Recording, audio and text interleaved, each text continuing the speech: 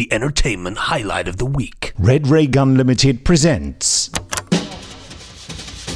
The Benji and Nick Show. Hello. Hello. Oh, Good morning. good afternoon. Good day. Good evening. Good Friday. Goodness gracious me. Good tidings to all listening to this Loch Ness game. Goodington's Removal Company. Goodness. Ow! What? Loch Ness. What is the matter with me? I'm just off my game. Hello. Said with such confidence as well. I'm not Benji. And I'm not Nick, but you are listening to the Benji and Nick Show, the home of cult television. Is it? I don't know. I assume it is. It is now. We talk about cult TV, we talk about shows from the past, things you might remember, things you might want to forget. Just things, anything really, as long as it's telly-related. That's right. And also the Benji and Nick Show is proud to be sponsored by The Village Shop, the online e-store run by the Unmutual website and Coit Media Limited. One day I'll read this out correctly.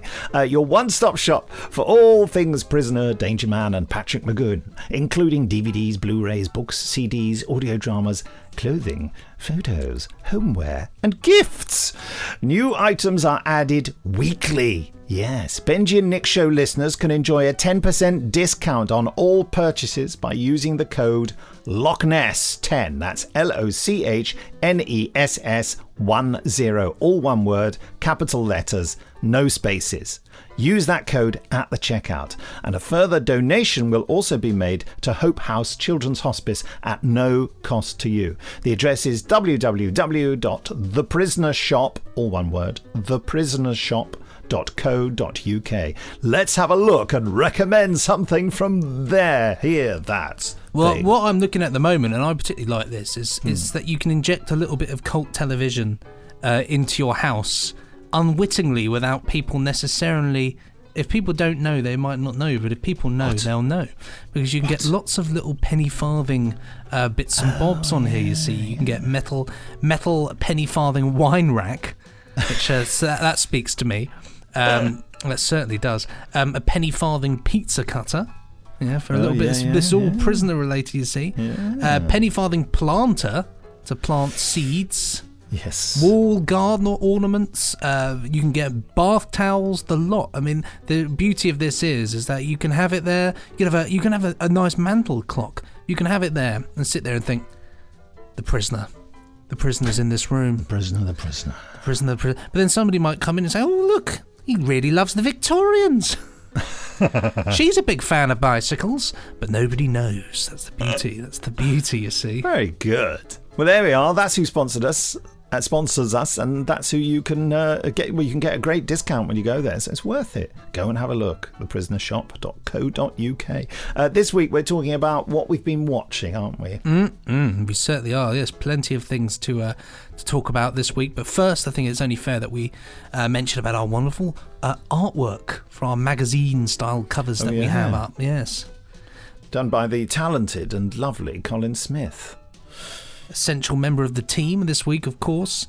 It features... Does it feature... I've not seen this week's one. It's got Broadchurch, Survivors, Series 3, Doctor Who, Terror of the Autons, and Ambassadors of Death. And what it hasn't got on there, but I'm also going to talk about that I mentioned last week, obviously Colin thought, can't find a picture of that, is Tightrope. Yeah, probably more things we'll discuss as well. Well, I'm certainly going to discuss Treasure Island, the 2012 adaptation of Treasure Island. Wow. Got lots to say. We'll also hopefully be talking to Jamie, son of Jerry Anderson, about nothing in particular and for no good reason. Or he might not be there. We just phone him up, see if he's about.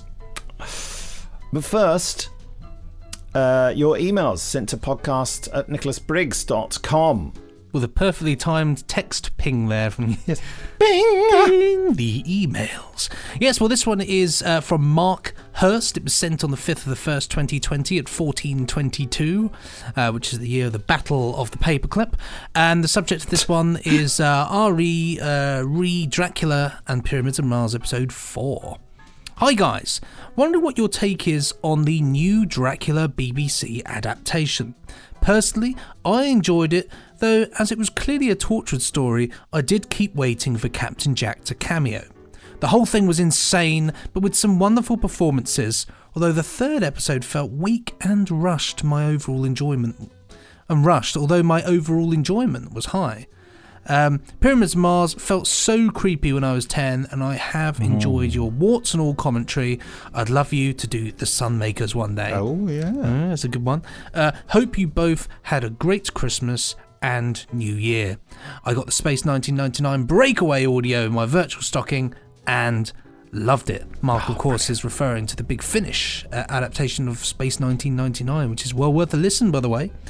Regards, Mark Hurst. Lovely. Well, Dracula. You haven't seen Dracula yet? So I got 5 minutes in and turned it off, but not because I didn't like it, but because I was watching it on my telly, and the TV that I was watching on at the time, the sound was haunted. The sound on it didn't have any bass. It was like my worst out of all the TVs in my house. It was the worst one, and so I thought I'm going to save this for when I've got a better. Because downstairs I've got my I bought a hi-fi. And I've linked it up to the TV, so the sound on it is like, cinema quality. So I thought I'll wait and watch it properly because it's meant to be fantastic and it's got great reviews. I thought I don't want to waste this opportunity of being scared for the first time. So that was so very much eagerly awaiting it. But again, they're like 3 hours long. How long are the episodes? They're not 3 hours. I think they're like 90 minutes long, I think. And there's how many of them are there? 3. So yeah, that's more than 3 hours worth of production. Yes, I think I've got that right. I can't, because yes. My view, I liked it very, very much. I'm a bit biased because I'm good friends with Mark Gatiss and I know Stephen Moffat pretty well too. I certainly count him a friend as well. And so he did say to me, let me know what you think of Dracula and say it's great even if you don't like it. Something like that. Which is quite right. That's what friends should do. But I really enjoyed it. I particularly enjoyed the first episode. Really grabbed me. I thought it was fantastic. But I have to admit, the second episode, there was a point about a third of the way in where it started to lose my attention a bit, and I think it's just because I didn't like the characters and I didn't care about them. They're in a specific and different situation, but I persisted, and by the beginning of the third act, as it were, of the second episode, it really grabbed me again. So it was a momentary lull, and I'm so pleased that I persisted with it. And then a fantastic cliffhanger. I can't spoil it for you, can I? Fantastic cliffhanger into part 3. And I disagree with what Mark says here. I didn't think that the third episode felt weak and rushed at all. I mean, I thought it had a really sedate pace, and I actually said to Stephen Moffat, and I do sincerely believe this, that I thought that the ending of it was sort of like the best ending of anything ever. Wow, that's a compliment. Because it just was so right. A good dose of what you expected, subverted by what you didn't expect, and a coming together of all the threads in the storyline, and all the hints came to that one moment where the truth was revealed. And then it's endings. I can say as a writer, and I've said it a million times before, endings are so difficult because of the expectations you try to govern, that you build up in the audience, and the problem is you inadvertently build up other expectations in the audience that you're not even aware of. So to be in control of that, to be at the helm of that, and keep your hand firmly on the tiller and keep the rudder in the right direction, and lead most of your audience members to that point where they go, yes, that's the ending, I love it. Because most people go, oh no, not what I expected. It was and in a bad way, So I did really love it. I think it's a very important piece of work.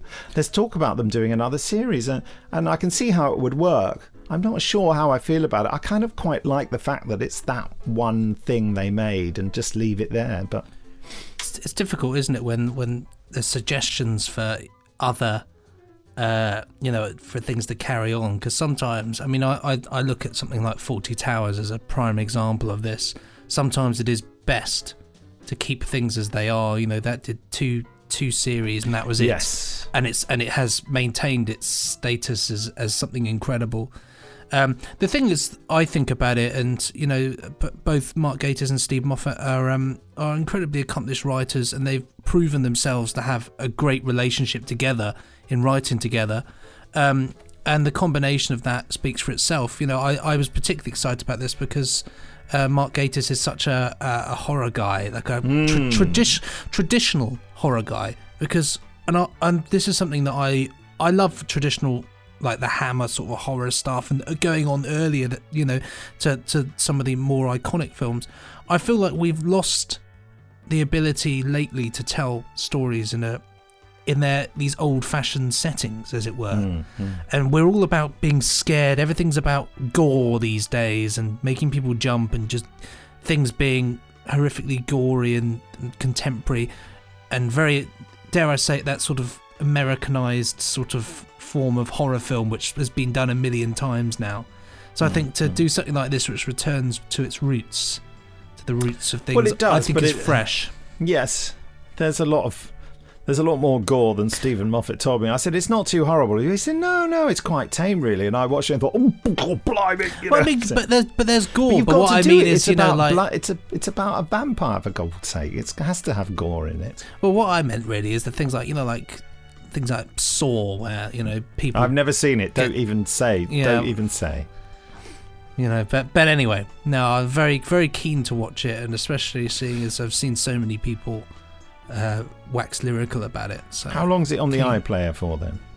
I don't know, but I think it's on BritBox now as well, and it's on everything. Really? Everywhere I look, it's there. So it's on Netflix. Dracula. Frankenstein. No, Dracula. Sorry, I misread it. Of course, Big Finish has done a Dracula, which Mark Gatiss has starred in, and there's a new one of those coming out soon.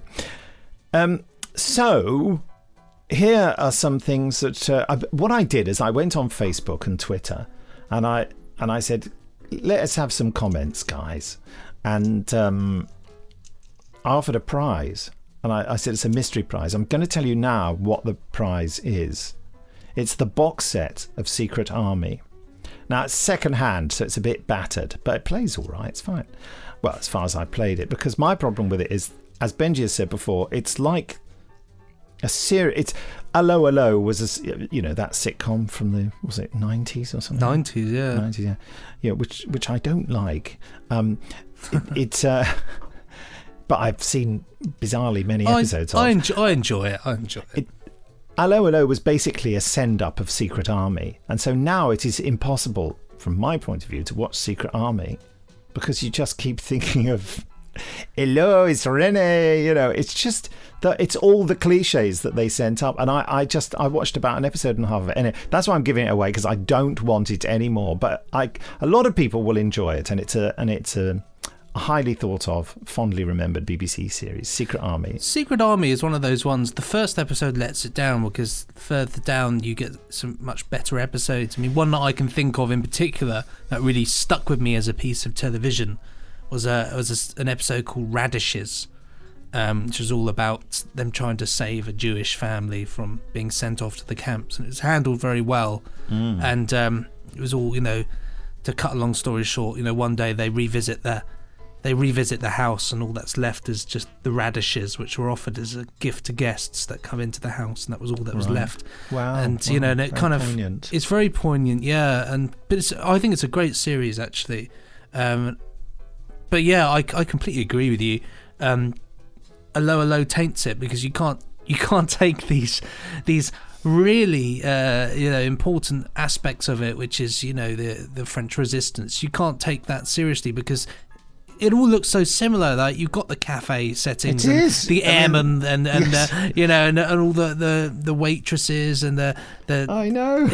Unfortunately, that is the way it goes. It's the same. Secret Army was amazingly popular, and so they thought, let's write a send up of that. Let's just take up the setup from the Secret Army. Anyway, that is the prize that we're going to randomly give to one of the people who wrote in with a comment or a question. Of course, we'll have to find out their address, and if they don't write in with that, then we don't know. So on Facebook, Alex Pass, of course, had something to say. He said, it might be unexpected, but not necessarily fascinating. What's on the Briggs lunch menu today? Well, I had lunch with my wife today. We went out for lunch. I had bubble and squeak with bacon and a poached egg and sticky toffee pudding and ice cream. How about that? I shan't be eating anything else today. That's a real lineup there, isn't it? That's cuisine. Yeah. Now, same question to you. We'll ask Jamie later. Well, it's better than mine. Anyway, all I had was there's no food in this house at the moment. I need to go out and buy things. So I looked in the fridge in my hour window between podcasts and settled on.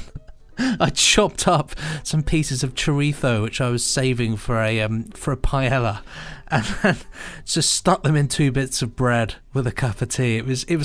I'll tell you, if there's one thing I've learned. Not even a tomato. Not even a tomato. Tomato. If there's one thing I've learnt from this experience, it's chorizo and bread just don't go together. It's just not. It's too sort of, yeah. It was just not enough going on. I don't know. I've got to go to the I practically live at the opticians at the moment, and I've got to go to the opticians again later. So they'll probably be wanting to keep a distance from me after eating. You bit the breaths a very garlicky sausage. Yeah. Nice. Which is good in a way because it means that they get rid of you quicker. Yeah, that's true. Come out of here. Just give him the wrong prescription. Yeah, it doesn't matter if he's blind. Mark Munsey said on Facebook, when are we getting a Big Finish follow-up to the new Moffat Gatiss Dracula? Well, that is a Big Finish question, so you're writing to the wrong address.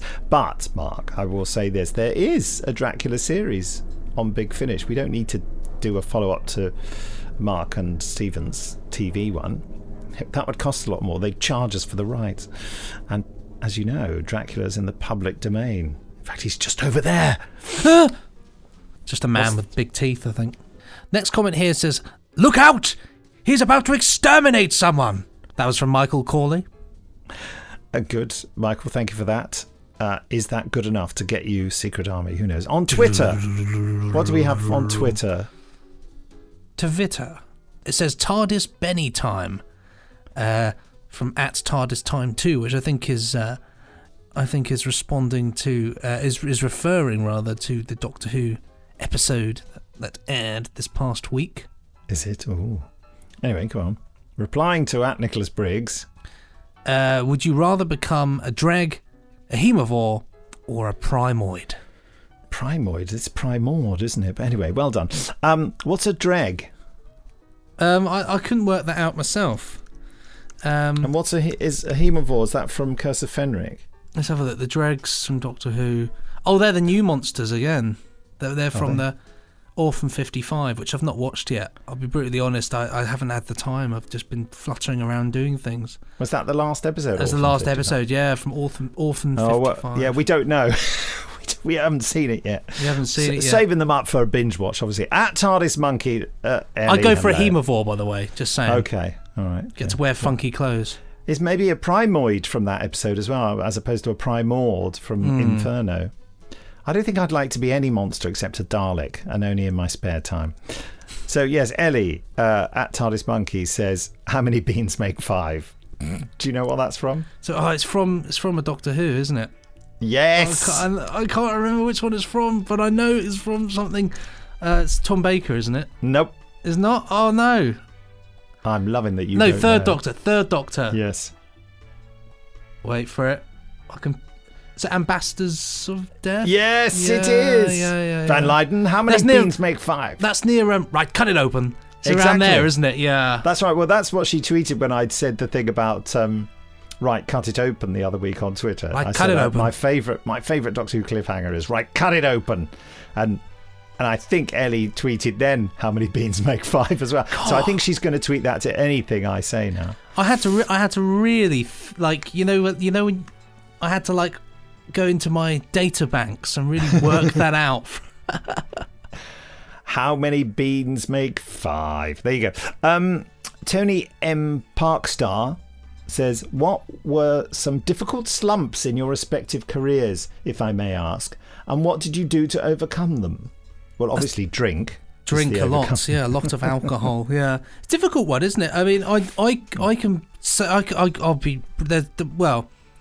In my current career, I would say I've been very lucky in the sense I've not really had many slumps. In that, I find I like to keep moving forward, progressing, learning new things. So I find if I stagnate for too long, I find that I really start to suffer. So the key to overcoming... Sorry, my phone's ringing, but I can't see who it is. The key to... nice? No, it's just the doorbell. The key I find to kind of getting through any slumps really is just to challenge yourself to do different things. I'm just about to start a course in 3D sound, which should be interesting, and kind of learning how to create soundscapes in a 5.1 perspective, and also video games and things like that. It's just about learning new skills. And the other way that I conquered my previous career when I worked in health is that I had a terrible... You did say health, not hell. Hell, in hell. No, I in worked health. in hell. In health. I had a terrible slump then where I was stuck working for a very nasty head nurse, so to speak, who was totally just critical and really unfair and blaming all his problems on me. And it got to the point where luckily I was working. This is terrible advice, but I'm just going to say it because it's interesting. So I was working on the bank staff. We'll be the judge of that, Benji. I was working on bank staff, which meant that I wasn't contractually obliged to actually do any hours. So I waited until I'd fulfilled... What do you say, bank staff? What does that mean? So it means that they have a bank of staff in which they call upon should they need you. Now, because this was a private place, they pretty much need people all the time. So even though you're on the bank and they can phone you up one day and say, do you want to work today? And you say, yeah. You don't actually have, you don't do a 9 to 5 every day. So if you're rubbish, you actually don't get any work. So anyway, I fulfilled the dates that I felt. And one day I came home and I thought, I can't stick this anymore. I cannot stick this anymore. This horrible man. It's a nasty bloke. His name's George. I'm not going to say anymore. What's his surname and address? Yeah, sent him some nasty letters. So I basically phoned up, said, you can stick this job. I said, I'm done now. Find somebody else to do it. Booked a holiday, flew out to Malaga the following day. Wow. Literally, I was and then they phoned me back up like a couple of days later and said, do you want to come and do a shift? And I said, it's impossible. I said, I'm in Spain and I'm not coming back. Because and I never thought I'd ever do that, but I got so fed up of him sort of saying stuff, like doing things, and then saying, why haven't you done this? And I said, well, you told me to do this. So you should have done that, but you told me to do this. But you should have done that. Well, how can I do two things at once? And you know me, Nick. I'm not I don't speak back to people ever. No, you're a very enthusiastic and positive person who with a lot of initiative. I try just to be pleasant around people. So I thought, if we're not getting on, I thought there's no point in me. What's the point in me coming here? Because this is not going to work. I'm not going to be able to look after other people if I've not got the support of a team behind me. So anyway, that was my slump. So my 2 bits of advice: I challenge yourself, and if it's not working out, go something. To Spain. Go to Spain and do something else. But don't try until you feel you can't try anymore. But always try. My slump was when I came out of drama school. It was like I was full of promise at drama school, and it's like I went off the end of a cliff. And there were all sorts of contributory factors, not least relationships. Happens. Madness. And I got extremely depressed. And I think the way I kind of got out of it, and certainly which has led to the life I have now, which is I concentrated on what I loved. If there's any way when you're having a problem like this in your career, for want of a better words, concentrate on what you love. Try and do that. So I just ended up, in inverted commas, wasting all my time doing amateur Doctor Who plays. But that, I developed a lot of skills and enthusiasm and a feeling of a right to create from doing the audio-visuals Doctor Who. And that is directly the reason why I am sitting here today in a quite cold shed talking to you, Benji. Well, and I think that... Look at the pinnacle I've arrived at. But I think that is the key. It's doing things that you love. And I think the second you become a robot and you stop doing things that you enjoy and wake up, go to work, go home, make dinner, go to bed, wake up, go to work... That's no way to live. You have to find time, even if it's just a couple of hours a week, find time to do the things that ignite the fire in your belly. Because Because then you'll get indigestion. Because I did the same. Take I was inspired directly by Unit because I remember the audiovisual stuff and obviously the Big Finish stuff as well. I was inspired by that because I thought, here's people just doing things themselves, actually getting out there and doing it, and that it's not impossible. That you don't have to sit there and think, oh, I'm never going to do that. I haven't got the gear. I haven't got this. My first audio drama were done with one of those terrible computer microphones that you put on, the ones with the and I'd record a bit on there, and I'd be doing all sorts. I'd be doing human voices, Dalek voices, cyber voices, any voices, sometimes I'd do them on my own. It's ridiculous, but then the best things are done when you feel a compulsion to do them. That's the thing. It's like Colin Baker always says about acting, when people say to him, what's your advice? Should I become an actor? And he said, only if you feel you need to. If you don't feel you need to, if you don't feel compelled to, if you don't feel that there's nothing else you can do, then don't bother. Do any other thing that you feel you like as well. But if you feel all I can do is acting, then go into it. Of course, you see, I've expanded really because I was defeated by so much bad luck. And who knows, lack of talent. What's the next message? I disagree, wholeheartedly disagree. Well, you're very kind. Here's a question which will take us 5 seconds to answer. It says, is there anything the pair of you violently disagree about in terms of cult TV? Things which instill the, how can you possibly even think that's in the slightest way good? You're a sick individual feeling. Well, yes, we both have very differing opinions on the tripods, and it's no mystery because even to this day, after over a year, I think since we've had this revelation in our friendship, people are still messaging us with their opinion on the tripods, and they're lining up on either side. Just for anyone who hasn't been listening, Benji likes the tripods and I don't. But I would say this, Benji, I would never ask you how can you possibly even think that it's in the slightest way good, because I can see why you think it's good. So I understand. And also, I certainly don't think you're a sick individual for liking it. It's just a difference of opinion. I'm not trying to be reasonable. It's just the truth of the matter. I mean, I can see the potential in it. It's just that the lack of realization of it is the thing that upsets me. But you're there with it. You're close to it and you love it. And that's how I feel about it. I mean, like Revenge of the Cybermen, which is a terrible load of old rubbish, but I love it. I love it with all my heart. And I've just watched this thing, Tightrope, that we're going to be talking about soon. And I bet it's like the Jensen Code, which you just couldn't get on with.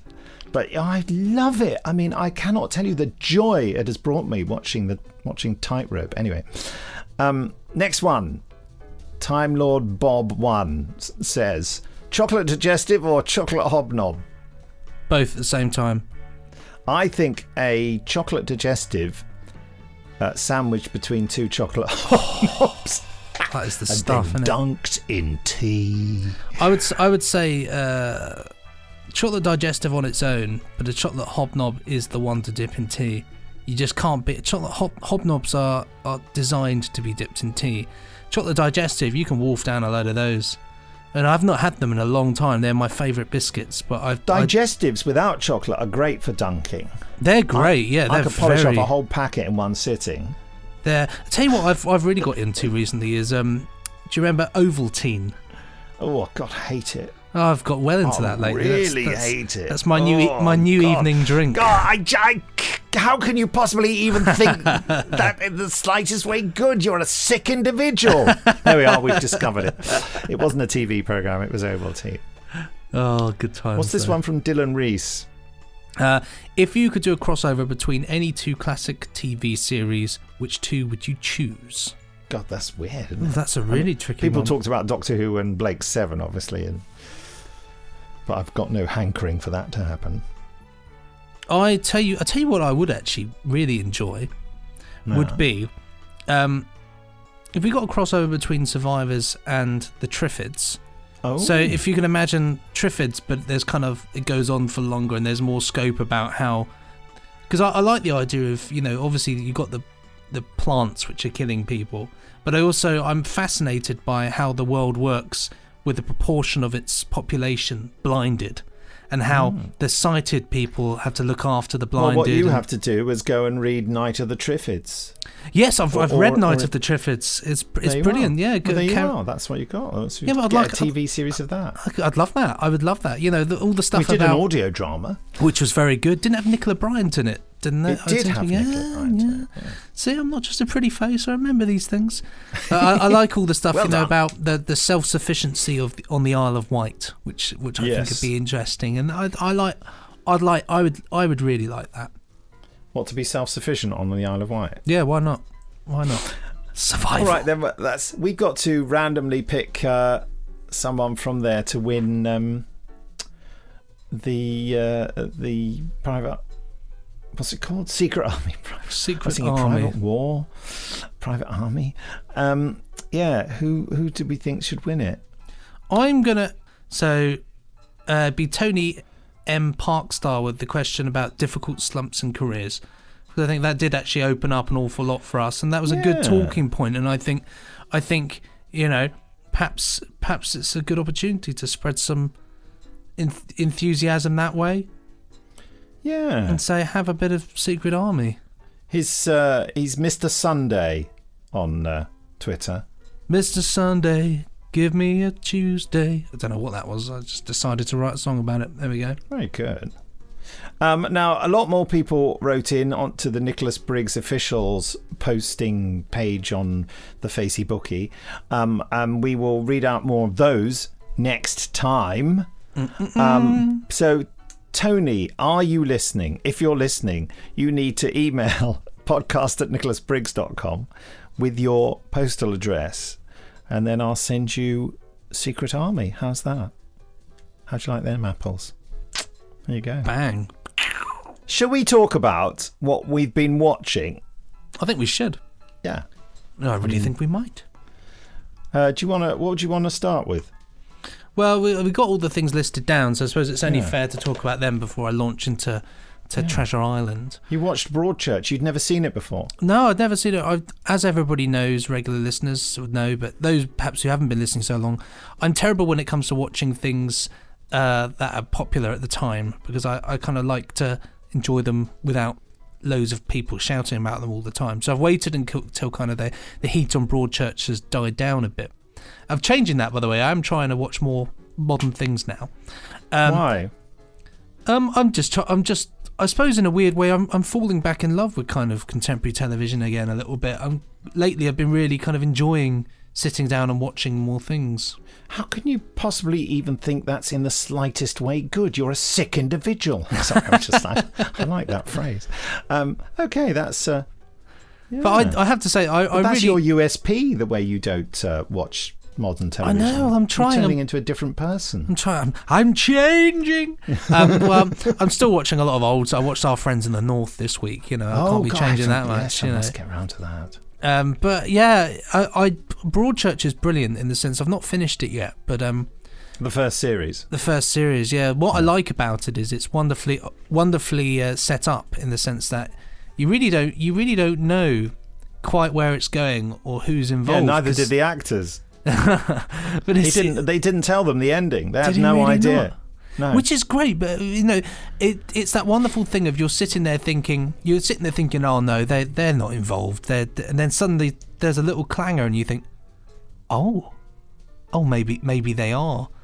It's captivating television, and I have to say, I can't remember if we discussed this last week or not, but I think this is Jodie Whittaker at her absolute best. I think she is at her best in this role. She's superb. She's brilliant in this. I think she's really, really good. I think everybody's good in it, to be honest. David Tennant's fantastic in there. Loads of amazing performances. Olivia I must Colman. say, it really did to blow me away at the time. I found that first episode, I just cried my eyes out all the time with the whole thing about the child. Oh, it's horrible. It's so. Of course. And I remember I'd just been name clang drop. I'd just been out to lunch with Chris Chibnall, who wrote it and executive produced it and all that. Just before this came out, it was just coming up, and I wrote to him and said, "Oh my God, that's me in tears," and he wrote back and said, "Oh my God, I didn't mean to upset you." Bless him. I said no, it was really good, loved it. But it's powerful, isn't it?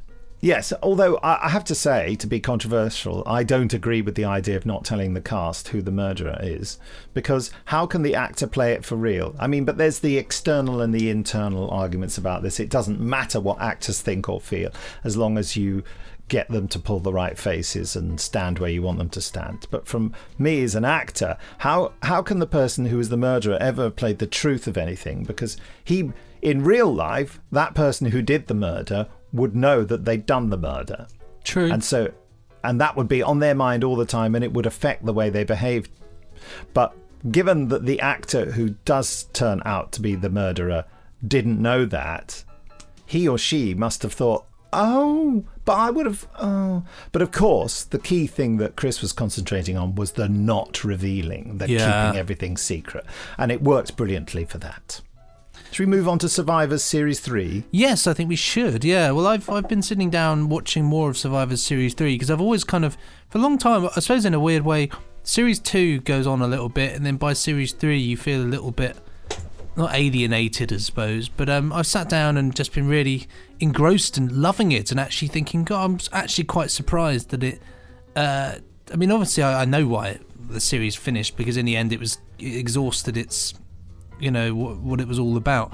But I have to say that even by Series 3, there was some really compelling stories in there and things which really are just fascinating, about human beings and life and all, there's a guy in there with a pacemaker, and there, and it was all kind of about his journey, him saying, he doesn't know what he can do because of his battery's running out. But then they mentioned the fact that they could source nuclear batteries, which I think they had in the 50s or something. But it's all about him. May have been the size of a small lorry, though. Well, God, I have no idea. But it's all about how he's part of this weird community where somebody of Indian descent is worshipping him almost like a sort of guru. Right. And so he says, look, he said, I don't know how much longer I've got, because this is it, I'm old, and she thinks that I'm just going to be here forever. But he said, I can't bear the thought of, and he didn't believe it anyway, any of what she was teaching, but he couldn't bear the idea of upsetting her, because that was what she had to live. She could. What was keeping her going was the idea and the love of him being there to give her comfort. So in the end, he breaks free and goes off to kind of help other people. But it's just interesting to see the kind of the moral choices that everybody involved is making at this point. Interesting. You see, this would have been 1977 by now, wouldn't it? Because it started in 75. Yes, I would have been in my mid-teens, and I was. I liked the beginning of the first series, and then when it became all about just people living in houses and trying to survive and things, as a teenager, I used to call it Crossroads in Space, which is ridiculous because it wasn't in space. But, to me, it presented itself as sort of science fiction, and then it just got terribly like a serious version of The Good Life, really, about self-sufficiency. And I found that incredibly boring, and it's so difficult for me to go back and watch those episodes. Especially once Abby's gone, because you realise how much Abby was the main character, and then she's gone. Well, and all the other characters felt like imposters to me. This is all irrational and unfair, and I really should go back and watch it. Well, I would say that the key to watching it, I think, is because the series 2 opens with, in my opinion, the best 2 episodes of the entire run, which doesn't actually have Abby in, which is called The Lights of London. It's where they go back into London, and they've turned London into like a super community, and they want to turn the Oval into a huge garden. It's very interesting. But then as Series 2 goes on, it becomes incredibly boring and rural and kind of all about, oh no, the crops have been eaten by wild foxes. Exactly. But if you get through that and you get to Series 3, there's an amazing episode called Mad Dog, which is all about rabies. It's terrifying. It's really edge of the seat. Maybe that is the thing I'm remembering, because you remember we watched a thing called The Mad Death. The Mad Death? Yeah, which was an ITV series. I think maybe that's what you're remembering. Yeah, and I'm remembering the Survivors episode instead. The Mad Dog, where because when I watched the Mad Death, I thought I don't remember any of this. It's all a load of old cobblers. But seriously, I'm near the end of it now, and I have to say, I'm having a real U-turn. I'm thinking this is brilliant. You've got Charles in there, who is the Welsh guy, Dennis Lilly. Dennis, yeah. Oh, he's great in it. I mean, he is a fantastically well-rounded character, in the sense of he was in it earlier, wasn't he? And he returned, isn't that right? Yeah, he was. He started in it as a guy who was fascinated with the idea of repopulating the Earth by having sex with as many women as possible.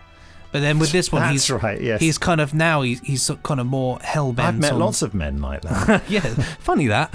But now he wants to mechanize the world again, but it's all about how to do it in the right way and not the wrong way of doing it. You can't help but like the character, but you can see that he's flawed, and Greg has flown off to Norway and Jenny is getting upset because he's not there for their child and she feels abandoned. But it's fantastic, and I'm absolutely engrossed in it, and it's a real treat to watch. Nice one. Well, I'll catch up with that. Now, your Doctor Who was Doctor Who Terror of the Autons you were watching. Yeah, well, do you want to address Ambassadors of Death first? Because I feel like I've talked for two of them already, so it'd be nice you need to go down the pub and have a pint. Yeah. Ambassadors of Death. Well, And as I mentioned, that cue that goes, dang!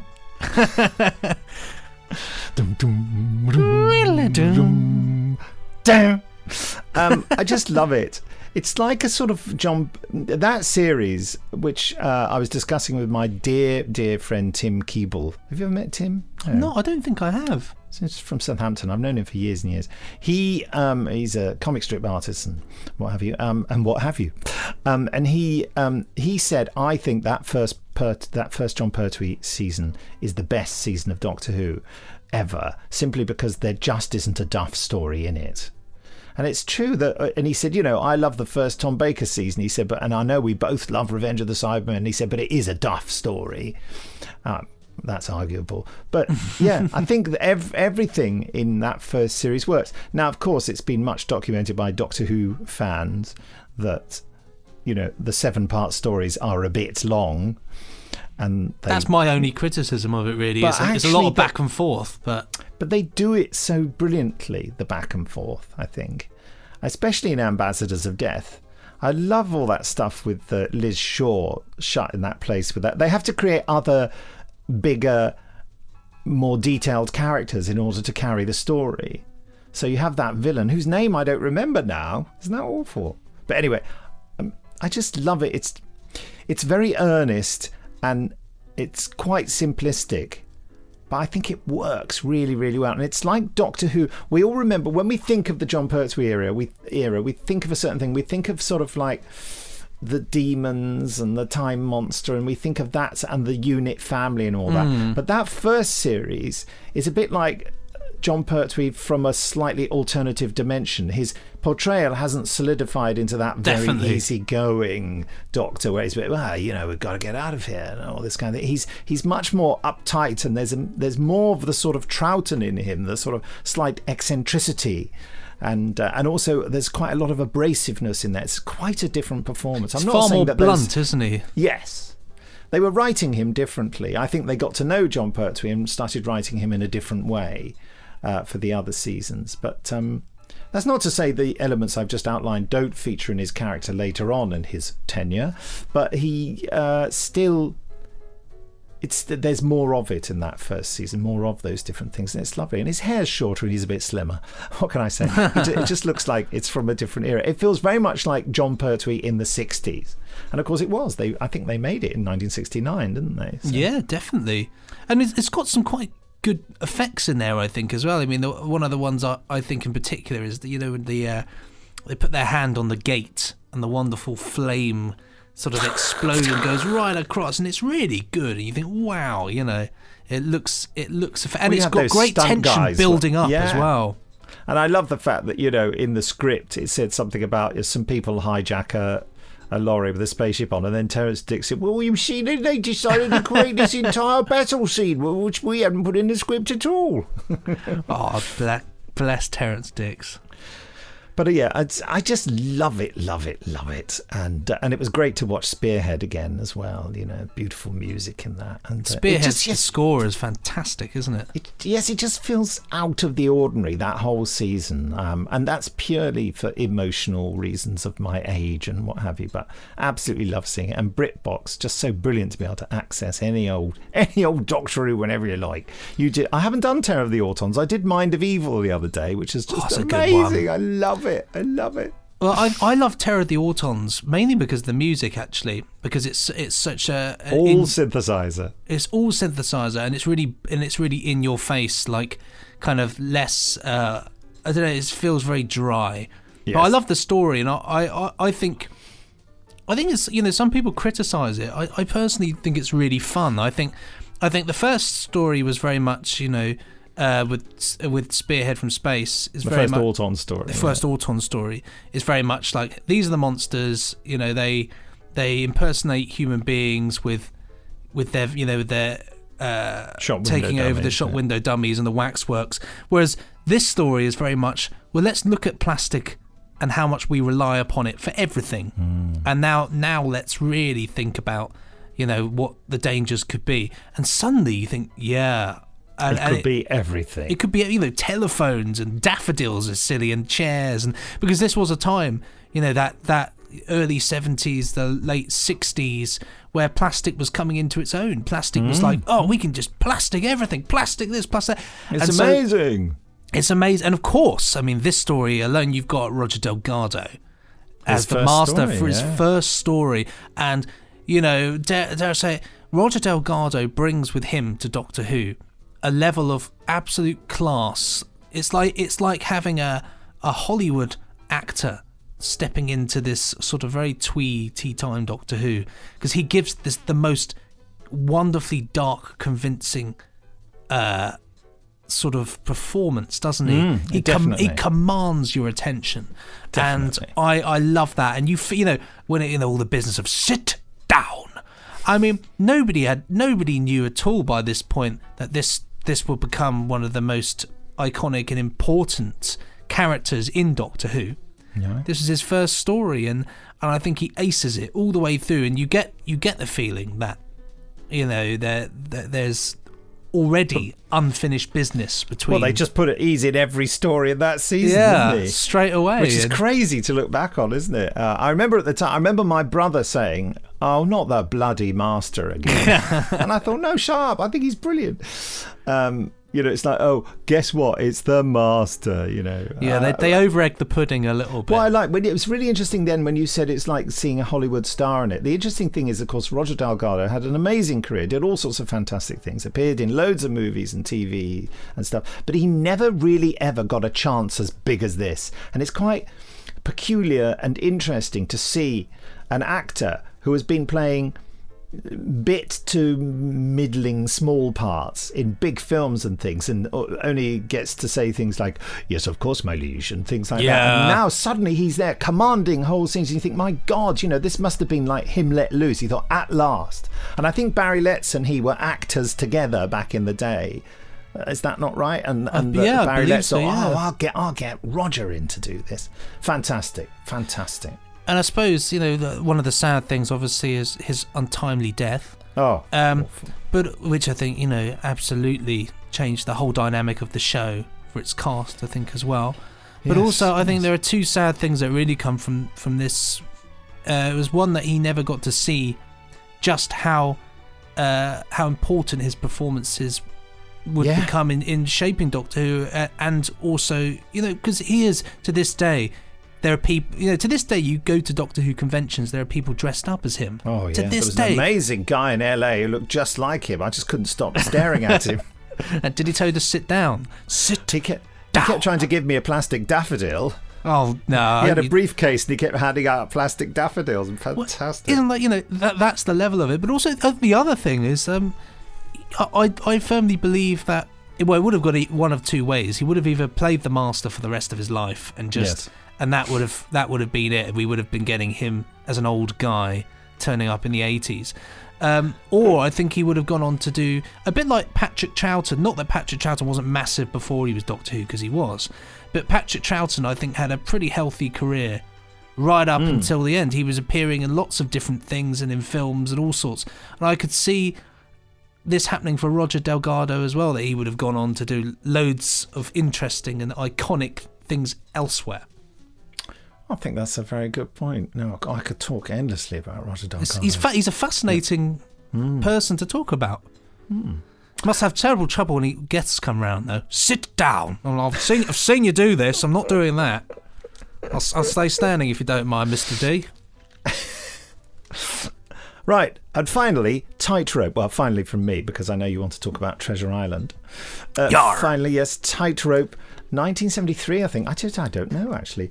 It was in colour. And because of the success of Timeslip, Spencer Banks was cast in a new series written by Victor Pemberton, who wrote through from the Deep for Doctor Who and was a script editor on Doctor Who. And he decided to create another television series to exploit the talents and the success of Spencer Banks' performance in Timeslip. And here, Spencer's obviously a little bit older, playing a 16-year-old in a comprehensive school. And it just turns out that John Savardant, that is his name, isn't it? Yes. Arce, we mentioned it last week, I know. Basically, the underlying story is that John Savardant has created a school for spies for children to defend the realm against the dastardly Soviets. But in terms of minute-to-minute writing and peril, it's just such a beautiful piece of work. I highly recommend you get it. Honestly, Benji, you should watch it. And where can you purchase it? It is a network DVD. Of course it is. Yes. And I just love it. It's really crummy. It's got no budget at all. There are backdrops which are as close to windows almost as the glass in the window, which is okay until they open the window and try and get out, and then the window bashes into the backdrop and makes it ripple. There are all sorts of rubbish things, but I tell you, it's class throughout. It is beautifully done. Not least the class, because it's often set in classrooms. There's also a good bit of ring modulation in it as well. It's 787, but I'm on the website right now. But every time I click on the add to cart thing, it won't let me. It says no, Nick's bought it. It says 14 episodes. The one, I can't order it. Is it on Amazon? It is. That's where I got it. But I'll grab that because John Savardant is fantastic. Victor Pemberton is amazing as well. Victor Pemberton did it. I only vaguely remember it. What's Victor Pemberton's theme tune there? What was that? It was Ace of Wands. He did some work on Ace of Wands, didn't he? Yeah. I knew Victor, met him many times, and even though I was aware of Tightrope, of course I didn't remember it that well. It was too complicated for me when I was a youngster. I remember so many bits of it. I remembered it watching again, but I didn't understand them. And I really wish I'd been able to speak to him about it. I started really lamenting that I hadn't seen him again before he died. You never got the opportunity. Yeah.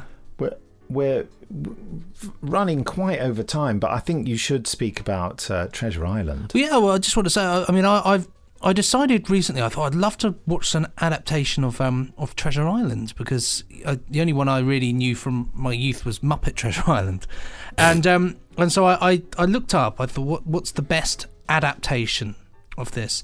And it turned out it was the 2012 one that people were really rating, with Eddie Izzard as Long John Silver. Wow, I don't think I ever saw that. Was it on TV? Or? Yeah, it was a Sky miniseries. So it's about 3 hours long in total, and it's. I absolutely loved it. I thought it was fantastic. It's got Philip Glenister as Captain Smollett there. It's got a really good cast, actually. Was it Treasure Island 2012? How can I get a hold of this? You can get the DVD, I believe, from Treasure Island on Amazon for $3.99. Gonna do it. But it's the cast, and it's really good because it's. Yeah, Eddie Izzard, Rupert Penry-Jones, Daniel Mays, Philip Glenister, Donald Sutherland as Captain Flint. Wow. But because what I like about it is it's quite fun. Eddie Izzard is absolutely fantastic as Long John Silver, because he plays him in a way in which you really don't know his motives. You don't know if Well, that's exactly Long the point, John Silver. isn't it? Yeah, it's brilliant. And because he's not all, "Yar me, come to old Long John, sit down here." He's not like that at all. He's very much, he's flawed, and what he wants the goal, but you don't know if he's a crook or not, and he just nails it. And right until the end, I was thinking to myself, well, where is this going to go? How is it going to work out?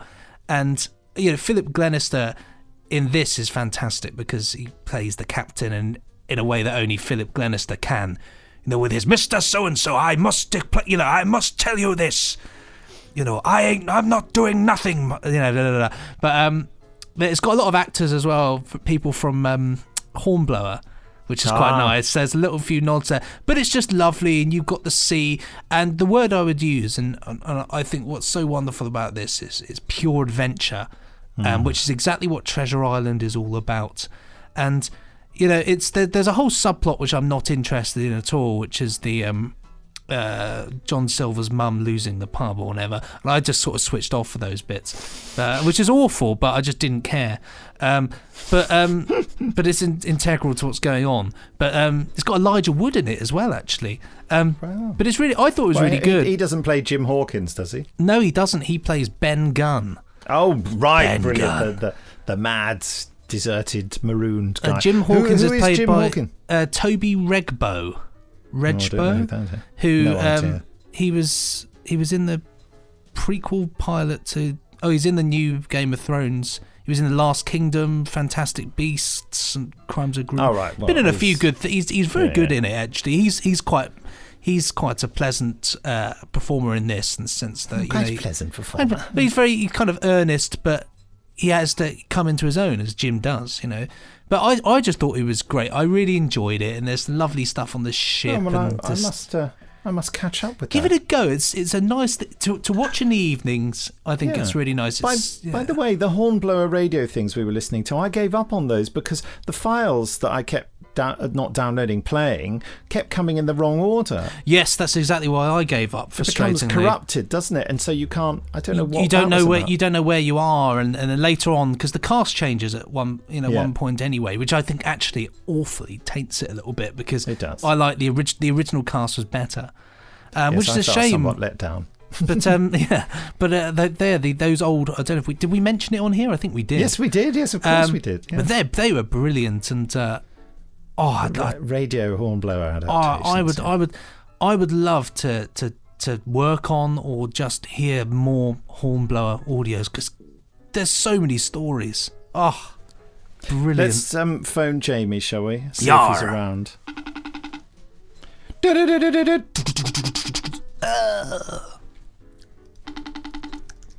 I've no idea. I haven't told him, so this is a real surprise. What was that other network series about set on the ship? Was it Battleship? The one that you were watching? Warship. Yeah, he's not available. Is he not? No, he must be having meetings and things. Well, that solves. Oh no, he's getting back to me now. Magic. What happened? Oh. Maybe I pressed the wrong button. You fool, you old fool. And it's gone off again. What is going on? What is going on? Explain. What is happening? Well, okay. What should we do next week? I think we should do commentary for the Sunmakers. Accept. What happened there? No idea. We're doing the podcast. It's all gone bonkers. Hello. Technical failure, success. We're going to do a commentary of the Sunmakers next week, episode 1. Nice. I don't think I've watched that for a very long time. Well, me neither, actually. I suggested it. I don't know whether Benji wants to do it. Do you want to do it, Benji? Yeah, I'm always up for a bit of Dr. Quee. Okay. Have you got we're very short on time, Jamie, you'll be pleased to hear. Oh, there was something that someone asked earlier. What did he have for lunch? Minestrone macaroni soup with chunks of cheese in it. Oh, cheese. Sorry. I can't have cheese. I like it. What sort of cheese? Why am I torturing myself? Just mature cheddar. Oh, just mature cheddar. The very thing. Okay. Just the best thing in the world. Sorry. Oh, and also, not that anyone was really interested, but chocolate digestive or chocolate hobnob? That's a real question, isn't it? Hobnob. Hobnob. Mm-hmm. The salt. Yeah. Yes. Yes. I said. And the texture. Yes. I said. Did I say a digestive between two hobnobs? That's what I think. I would definitely eat that. Dunked in Let's tea. try that. Oh. But yes, next time. I would think actually 2 plain digestives with a chocolate hobnob in the middle. Yeah, but then you'll get a dry bottom. A sandwich. You get a dry bottom. Yeah. No, we can't have that. Plain digestive on the surface. Because the chocolate hobnob's just got one surface chocolated, hasn't it? Yeah. So on the bottom surface, it will just be dry hobnob against dry digestive if you've got no chocolate digestive. Maybe we should just get 2 digestives and melt some chocolate and put it in between them so you get a digestive chocolate sandwich. Yeah, but then you don't get the hobnob texture, I think. Yeah. 2 chocolate hobnobs stuck together, chocolate side to chocolate side. Oh. Well, you can put the digestive in the middle then. You could. But then you have the conflict of maybe The 2 chocolate digestives in the middle. facing outside, and then spread Nutella either side of a normal digestive in the middle. This is our dessert for our trip away. I was just thinking exactly that. Right, I'll stock up on digestives, hobnobs, and Nutella. Oh, yeah. And we'll all come back not being able to fit into our trousers. Right. Nice. I'm too fat as it is. Okay, just one question for you, Benji. What have we got for him of you? What little things make your day brighter? Apart from me phoning you, of course. Yeah, obviously it calls from you. It's normally something animal related, to be honest. Yeah. No, like and little too, like the miniature sheep or the miniature dachshunds or the pygmy goats, just that sort of thing. And then occasionally, weirdly, a nice, pretty sort of skyscape with cool cloud or sunsets and those really sort of make me feel quite lovely. That's brilliant. Thank you very much, Jamie. Speak Thanks for having soon. me. Goodbye. Goodbye. Cheers. There we have it. There we have it. So, Sunmakers next time. The Sunmakers. On BritBox. Oh, yes. That's going to be very fun. I remember that bit. Yes. Well, time to get very close to the microphone. Just want to remind you to write in to podcast@nicholasbriggs.com. Do that. Do it. Write in. Don't be afraid. And it's... the first step is the hardest. Yes, it's... I suppose it's goodbye from me. Goodbye. Pressing stop now. Ka-chunk.